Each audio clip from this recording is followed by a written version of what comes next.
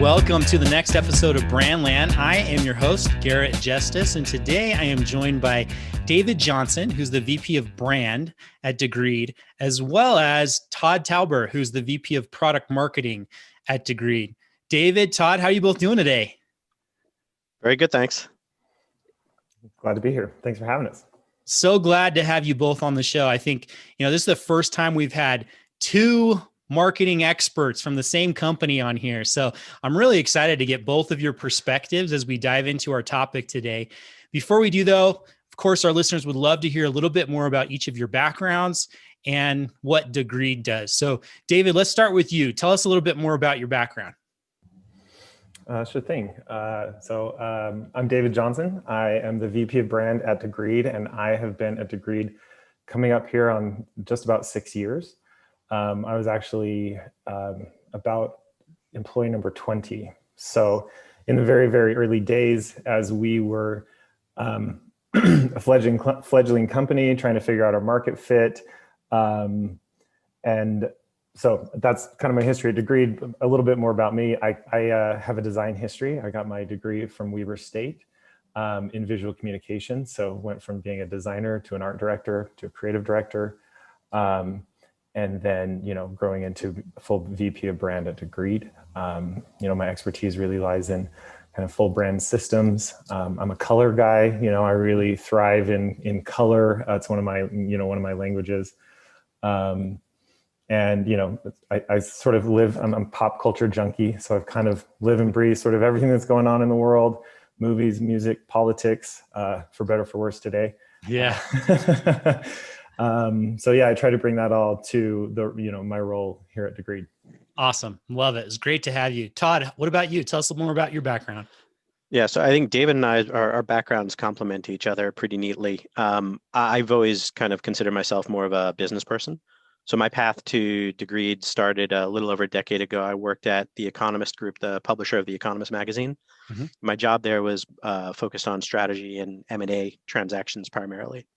But after a period of time, the company's strategy started to shift from growing through acquisitions to growing internally. So they paired me up with our CMO, and I work closely with him and our brand marketing team there as well.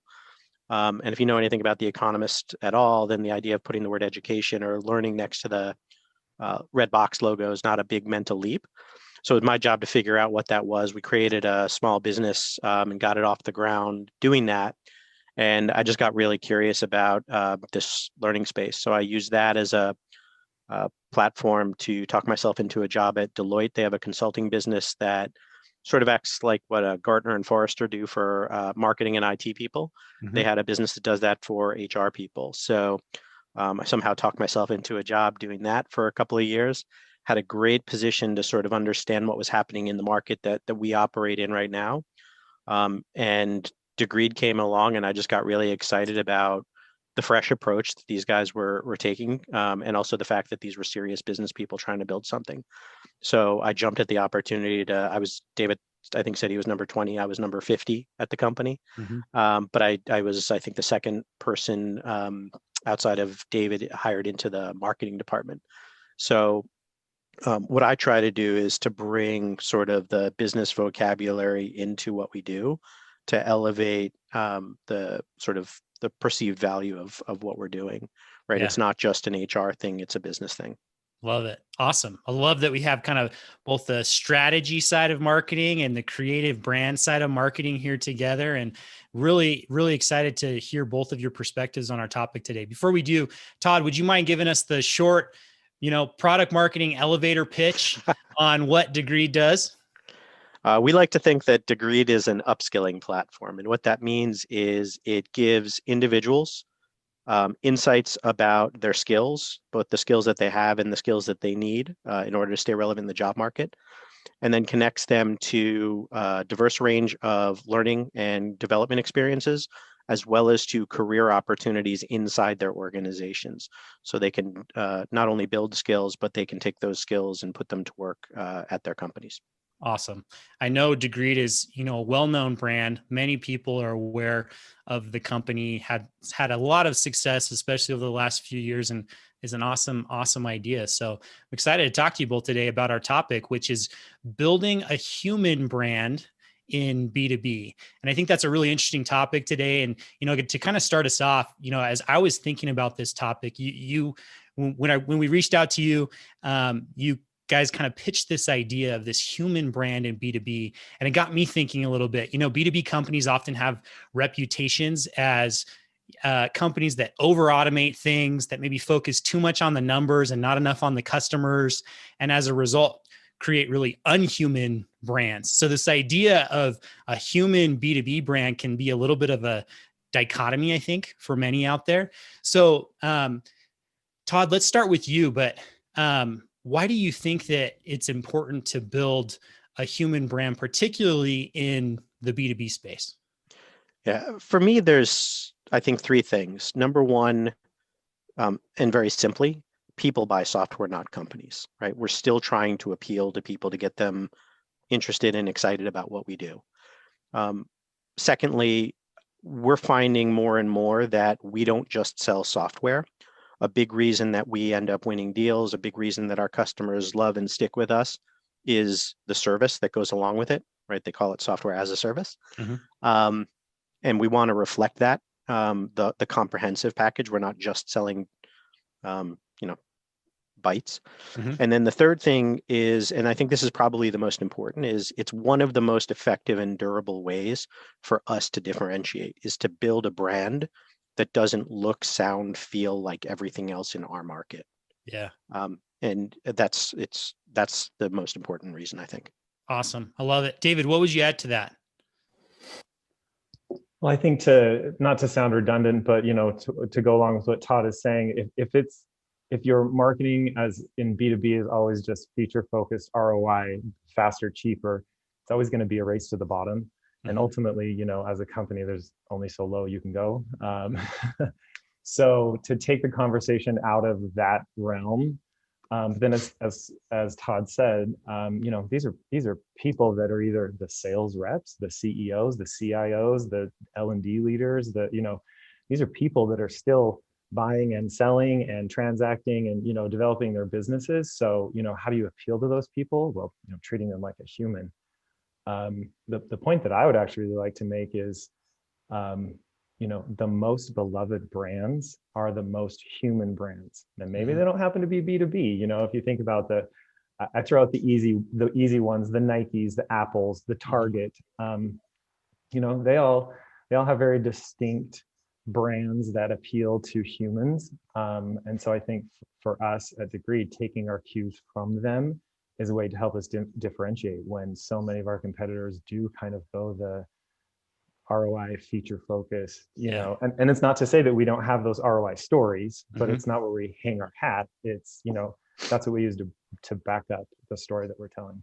Yeah, I love it. I think that that's so true. And I think, we're seeing a big transition, especially in the B2B space, where B2C companies forever have known the power of brand. You mentioned a lot of those well-known B2C brands, and you just look at the value of their brands, right?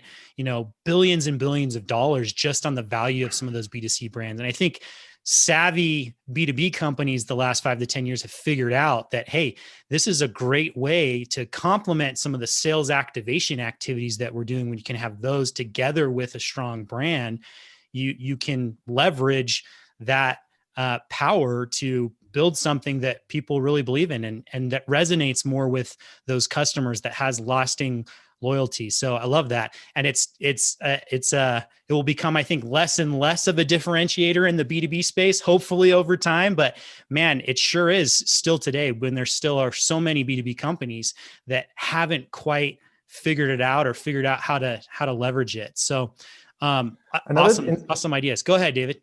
Something that is also interesting that's happening even just beyond marketing or branding, like a human, B2B, it's also building products that are also human focused too. So we're seeing that kind of awareness happening as companies and as businesses come in and build tools that are really meant for the end user and not just, again, a business tool. But, for some of us, like, we're using some of these business tools 8 hours a day, more than any other app or anything in my phone, some of us are tied to certain business tools. Yeah. So for those to be very, end user centric is becoming a lot more important. So it's sort of like the product is also matching the human focused brand and marketing that a lot of companies are trying to move towards. Yeah, I love that. And I guess, David, to build on that, I'm curious, what do you think a human brand looks, feels, thinks like? Tell us a little bit more about that. This is probably a very sort of subjective kind of area for debate, but for me, I'll add one more, thing to your list is what does a human brand also sound like? Because even though I'm a design guy, I go back to kind of brand voice is the cornerstone of all things, and that can really help determine so many other aspects of a brand, from the visual to the non-visual. And so what does a human B2B brand act, sound, think, feel? Well, this is going to sound ambiguous, but we can put a fine point on it. One, they're authentic. And I know that feels like a cheap out, but I say authentic in that they are authentically unique to them, to who they are as a company and to who they are as a brand. Yeah. Being authentic is hard. That's why a lot of companies don't do it. It's really hard to figure out what is your unique personality. I would say brands have the good brands that do it right. They have as distinct personality as a human does.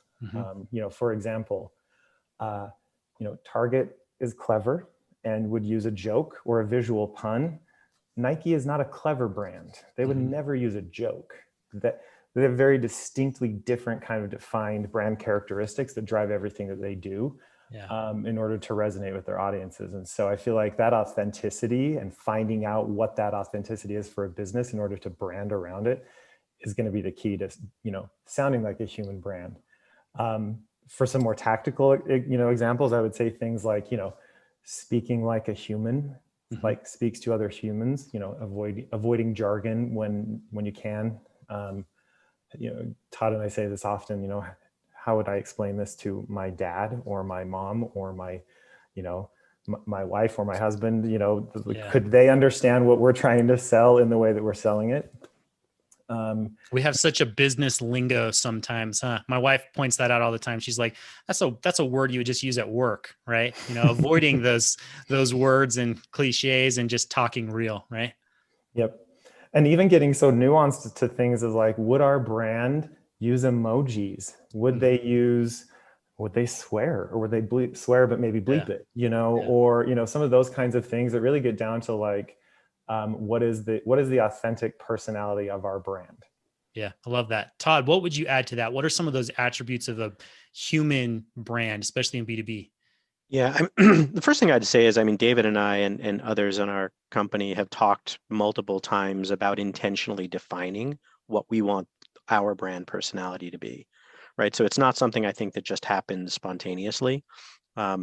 People come and go. And so if you want to maintain and build a consistent brand and set expectations that you're going to meet with customers, it helps to have some clarity around what you're trying to become.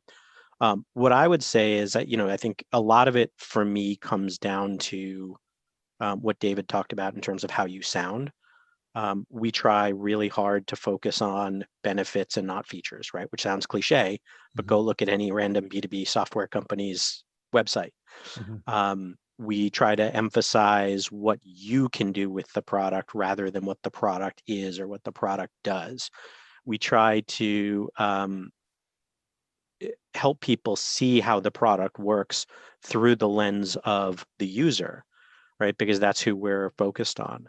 And so I think in terms of how it thinks and what it feels like, we want it to feel natural, right? We don't want dissonance. We don't want to say one thing and have a different experience when you use the product. So, that's everything from conversational language, right? You should feel like you're talking to a human being, not reading a textbook when you're on the website. And we use customer language, right? So it feels like a natural conversation they would understand. And also that all has to be backed up by a product experience. So we try as much as we can to make sure that what we're talking about is really linked to the way the product team thinks and acts and works. Because if we set expectations for something that the product's not actually going to deliver, the brand gets damaged, right? It doesn't Yeah. work that way. So it's everything from words to literally the product itself is how the brand looks, thinks, and feels. Yeah, that makes total sense. And something that you said right at the beginning too that I really liked is you talked about how you and David talk about this all the time internally. I think that that's a key piece of being able to do this really well, right? It's hard enough to have a consistent personality as an individual person. When your company is growing and people are coming in and out, maintaining consistency on a brand level is only that much more complicated. So it has to start at the top. It has to be an ongoing conversation so people know exactly how to communicate, whether it's through the product or words or visuals or whatever it is, in order to maintain that consistency. So really liked that point. So Todd, I want to go a little bit deeper on this with you. We've talked a lot about kind of the theory, and you both have shared some examples of this, but taking Degreed, your company, as an example, how does Degreed specifically position itself as a human brand within the learning experience space? What are some tactical examples of how that plays out in practice? Sure. I'll start out with what David talked about in terms of authenticity, right? You've got to be who you are. And we operate in a space, HR, where most of the technology is designed and built for HR people. And it sounds like a subtle distinction, but it's actually really important, right? Because it dictates how the software works. And so our founder set out to do something different. He set out to build a platform for individuals to track their skills over the course of their career and to be able to find opportunities based on what they can do, not based on credentials. Mm-hmm. And so we took a side, right? When we started with our marketing, we were very firmly on the side of the employee with our messaging, with everything that we did. And in order to reinforce that, we went and we created a bunch of intellectual property. We did a bunch of research that looked at what learning looks and feels like through the lens of the employee. Mm-hmm. And that sounds obvious. And when you work around HR people, they talk about culture a lot. Culture literally means shared values and behaviors, right? But the understanding and the empathy for what the employee learning experience looks like is actually pretty limited. So we did some research to highlight what that looks like, and it looks very different from the way that HR teams and learning and development teams specifically are typically organized and prioritized. And so that helped us to find a different angle of attack to have conversations with people. It gave us something new and different to talk about. And then we went and we took that out on the road, right? And so our marketing strategy and tactics focused on events and webinars primarily because we were trying to educate the market. We didn't really start building up really strong digital capabilities until about a year and a half ago. Our marketing strategy was to create the market and to evangelize the market, and we had to take that, out on the road. David will talk about it more, I'm sure, but it's the colors, the graphics, the language that we use. It's the approach that we take in terms of the messaging. It's more about informing and educating people versus promoting the product. Mm-hmm. We have salespeople that tell me all the time we do a great job of selling the problem, not so much our solution. Yeah. That's an intentional choice, though. Yeah. And we've cultivated relationships with influencers and customers as well, right? We want to tell our story through the lens of how our customers' lives are being made better or their jobs are being done more effectively, not through the lens of what's so great about our technology. Yes. So those are some of the explicit tactics that we've used. So I want to ask you one follow-up question, and then David, we'll get to you. But Todd, you mentioned, that specific choice, especially at the beginning, to focus on the employees of the company, who I imagine typically are different than the buyers. I think a lot of companies who sell to HR are focused on that HR person, right? Or that learning and development team. And so I think that, inherently there might be a little bit of a risk there, but it sounds like you haven't had, that hasn't hurt you in any way, that you're not alienating the HR person by focusing and talking to the employee. In fact, it's actually probably helped fuel some of your growth. Would you agree? 100%. Part of it is just our audience cares a lot about people, right? It's literally why most of them chose that vocation. So there's lots of people who felt what we felt. And what we actually found when we did this research and started taking it on the road to sort of highlight how people actually learn, we would literally get people coming up to us saying, thank you, because they had felt this way and didn't have any tools to validate what they were saying. And they took that stuff and they would go back to where they worked and they would use it to start agitating for change. They started to gather support first on their teams and then with their stakeholders. And then when the RFPs would start coming back to us, we started seeing our words, our graphics in those RFPs, in the strategy documents that were informing those things. So, there was a tremendous sort of untapped opportunity, I would say, to create something that helped them do a better job of serving the needs of employees. Because a lot of the technology that's out there, there's nothing wrong with serving the needs of organizations, right? But it's a different thing, and it's very difficult to have software that works really, really well for businesses and also works well for people. Just two different set of demands. Yeah, makes total sense. David, I'm curious to hear, some of these examples in practice for you of Degreed creating that human brand. Well, as Todd said, taking that kind of end user approach, it kind of forced us, not forced us, it opened the opportunity for us to think and act like a consumer brand from the beginning, even though we were selling to B2B. So I think for us that allowed us to do things like embrace a little bit bolder voice and have a little bit more kind of a daring approach in some of our copy. We were willing to ask some of the hard questions. As Todd said, people, some of these challenges in the industry had been kind of around for a while and just people didn't feel like they had the tools. And so as we stepped in and said, hey, willing to kind of poke the bear and say ask the hard questions, that allowed us to really kind of start to differentiate ourselves just from the other, software as a service pack. And then as Todd mentioned, we did some proprietary research on the brand side. We also really pushed on our brand visuals and our brand voice. So often you think about SaaS tech, it's clean, it's white, and I'm not knocking any of that, right? There are industry trends for a reason, but we at Degreed, we embraced color, we embraced visuals.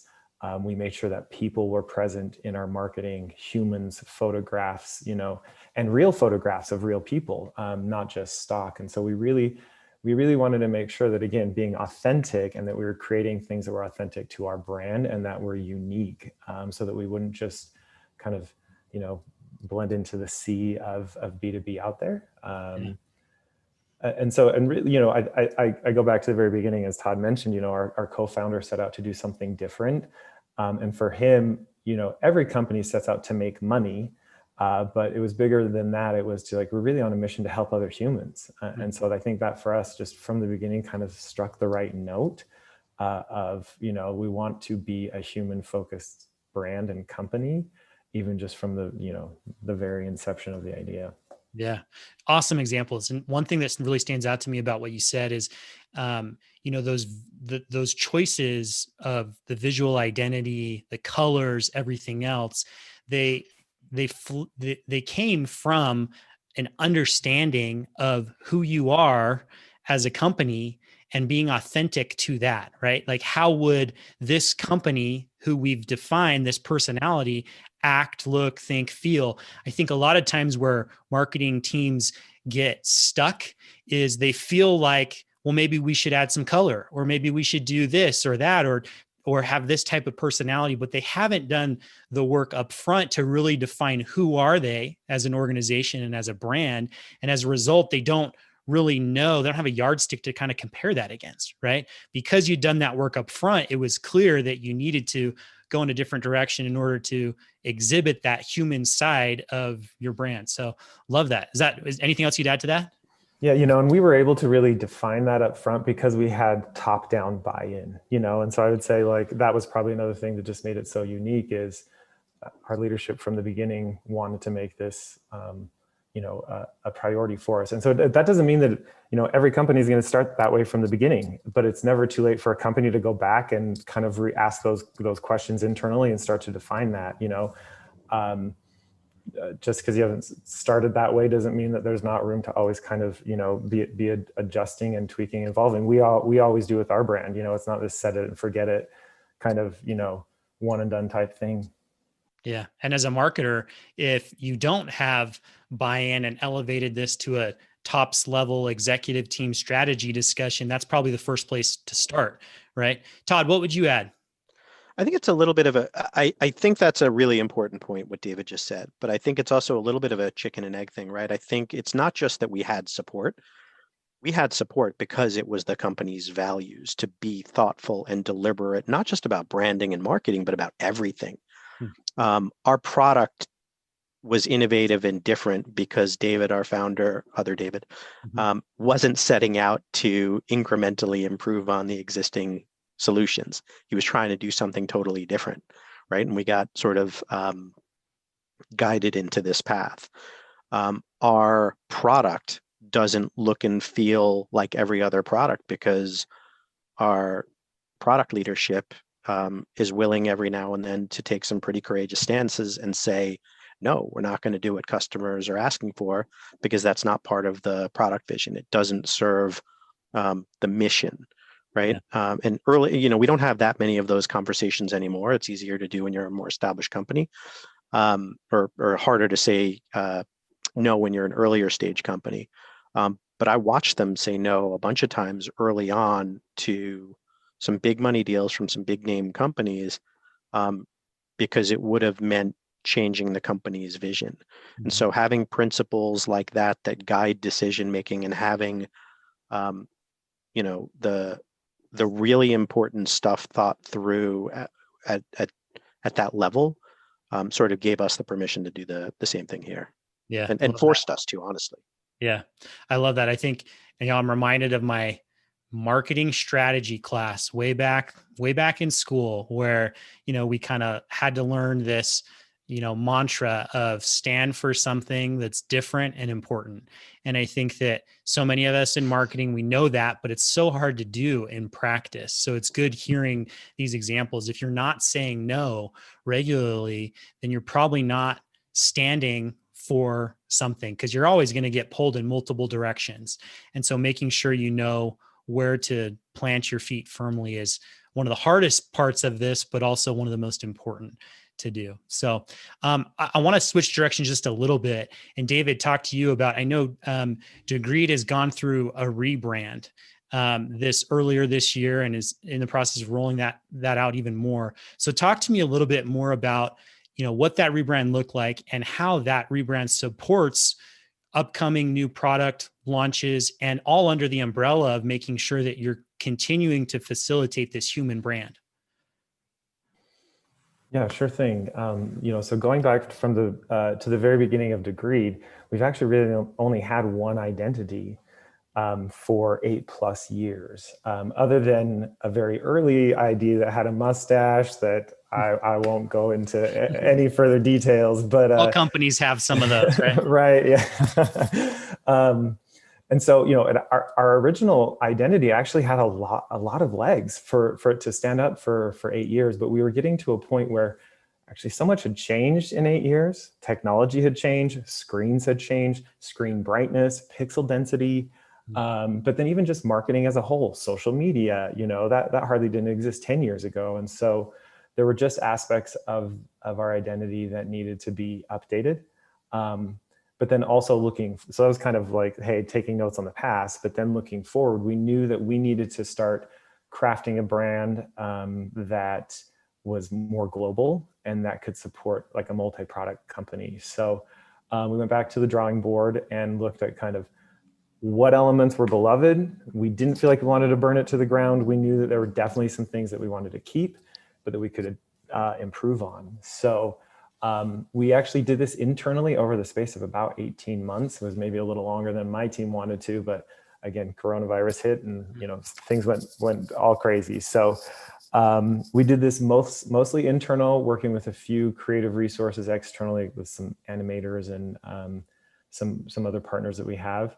And all in this effort to support a growing company with growing products and, a need to speak beyond just the L&D industry into like a broader business audience. So yeah, as you mentioned, we've been rolling it out over, about the past 6 months. And, on the one hand, we've simplified our logo, we've simplified our glasses mark itself. But then in other ways, we've actually built a more thorough system of brand identity. So a new color palette, illustrations, patterns, photos, and then working closely with Todd, we've built an entirely new kind of messaging hierarchy. So that's one of the ways that we've sort of been laying the foundation to continue to, use our brand and the kind of the intellectual property that goes along with that to help us achieve our next round of goals. Yeah. Todd, what am I missing there? Yeah, Todd, what would you add? How has this rebrand kind of supported, how you're messaging and continuing to message about that human brand as you consider, future product launches or new features coming out or whatever it may be? Yeah, two things. Number one, while David was talking about how, screen density and pixel sizes have evolved, our customers have evolved too. Their priorities, their, the problems they're working on, the available solutions. So the brand needs to keep up with that as well. And then internally, we've evolved. Our product is not what it was 3 years ago or 5 years ago anymore. It's different. We have some clarity around the direction of the next few years that allows us to start leaning forward into the future a little bit more with some of the messaging. Not that we want to stretch the truth or anything like that, but we know where we're going now. A lot of the sort of foundational pieces are there already in the product as well as the messaging. So we want to emphasize the more future forward things that are different so that we can maintain a couple of things. One is, when we think about what we want our brand to be, we want our brand to be for pioneers, right? We're the ones cutting through the brush with the machete. So we want to lean into the stuff that helps push progress forward in our industry, changes the conversation, and evolves what people talk about. The other thing is we want to emphasize what's different and valuable about our product more and more. As we've grown and matured as a business, as we've evolved our product portfolio, we're finding ourselves in different situations with different stakeholders, with different expectations. And so as much as it's not human, we need to do a better job of talking about ROI and value and those things as well. So we're constantly struggling to maintain balance between, emphasizing that user point of view and the employee experience while highlighting business value and appealing to stakeholders. Right? So we're constantly juggling these sort of three personas of the buyer, the user, and the stakeholders who are also motivating and driving some of these investments. Awesome. Makes total sense. Well, David, Todd, this has just been an awesome conversation today. Really appreciate you both joining and sharing your perspectives. As we kind of wrap up here, I'm curious if there is one takeaway from what we've discussed today. So for those listeners out there who are thinking, how do I go apply some of these lessons now from what they've heard today on our show? What would you say that one takeaway is, or recommendation that you would make for our listeners? How do they go and apply this? David, let's start with you. I would say, how do they apply this? First and foremost, pay attention to the great brands that are out there. There are so many brands that are doing so many things right. And not one brand is doing them all right. And not every brand out there is going to do things that maybe apply to your business. But there's a lot of good examples out there that you can take and apply to your own, to your own brand, to your own business. I don't know. I don't know where the exact line came from, but I know a lot of people like to say Steve Jobs, right? It was great. Good artists steal, good artists borrow, great artists steal. So of course, don't steal. But look at the good examples that are out there. You don't have to, do everything in a vacuum from scratch. There's a lot out there you can learn from. Awesome advice, Todd. What about you? For me, it would be the point about being intentional. Right? Have a point of view on who you want others to see you as. It has to be authentic. It has to be reflected by the product or the service that you're delivering ultimately. But everybody can account for or not everybody, but all of your competitors can account for the features and functions. The human connection comes from connecting with humans, right? And so in order to do that, you've got to define what kind of a human you want to be, you want your brand to be perceived as. Otherwise, as companies grow, it gets harder and harder to control everything. And so you've really got to be able to infuse that throughout the organization so everybody can take that and carry that. And it's a constant battle, right? We don't do it perfectly. But I think everybody at Degreed knows who we stand for, right? So that would be my main piece of advice is be clear about defining who you are. Awesome. Awesome advice. And I would say, just to add to that, if you're just starting out in this as a company, a great place to start in defining who you are is to look at senior executives. You talked a lot about, a lot of this inspiration has come from founders, right? Or what's the collective average personality of the employees at your company. It's a great place to kind of start. Of course, you have people that come in and out and may change over time, but often in order to make it authentic, it has to start from one of those places. So again, David, Todd, this has been awesome conversation. If there are listeners that want to get in touch with either of you, ask follow-up questions, what's the best way for them to do that? David? LinkedIn would be the best place. I've actually taken a little bit of a social media hiatus for my own mental health this year. Good for you. LinkedIn would be the place. Awesome. And Todd, what about you? Same. I think there's only one other guy named Todd Tauber in the whole country. So I'm not the guy in Wisconsin. But I think there's a lot of other David Johnsons around. Yeah, but LinkedIn is probably the best place to track me down. I'm also on Twitter at Todd Tauber, TODD-TAUBER. Cool. And we will drop the links in on the page. So any listeners, don't worry about writing those down. Just come check out the page. You should be able to see both of those. So again, David, Todd, thank you again for your time today and wish you the best of luck as you continue to grow that human brand of Degreed. Garrett, thanks very much for having us. Thanks. Take care.